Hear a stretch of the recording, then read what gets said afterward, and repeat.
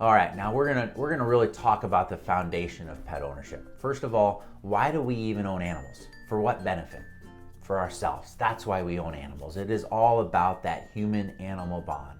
And the human-animal bond is a really, really amazing thing. It's a dynamic and mutually synergistic relationship that not only has physical and mental and even physiological benefits to not just you, but also to the animal. Let's take a little bit of a closer look at that human-animal bond and some of the things that we can do at home to really, really strengthen it. All right, so we're all aware of the benefits that we get from the human-animal bond, but I want to talk and look a little bit closer what are the benefits to the animal. So let's talk about the physical benefits. We can all think of the benefit that the dog gets when we go for a long walk, when we get down on the floor and we physically play with our rabbit, when we use a laser pointer to physically stimulate the cat. Those are great examples of physical benefits, knowing that a lot of the common diseases that we see in our captive animals are associated with obesity or lack of physical activity. All right, we talked about the physical, and that seems obviously probably the more easy to recognize, but one of the ones I think gets missed a lot is the emotional side of things, the physiological side of things. So many of the animals that we have in captivity, whether that are dogs, whether that's rabbits, are naturally very, very social and interactive animals. These animals naturally in their wild environments interact with other animals.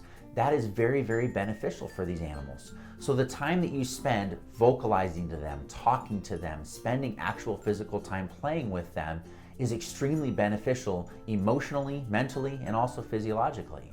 I can tell you time and time again that I've seen animals that have a great relationship with their owner, that have that connection, seem less stressed. They seem more able to handle changes in their environment and therefore are less likely to develop some of those common diseases that we see in other animals.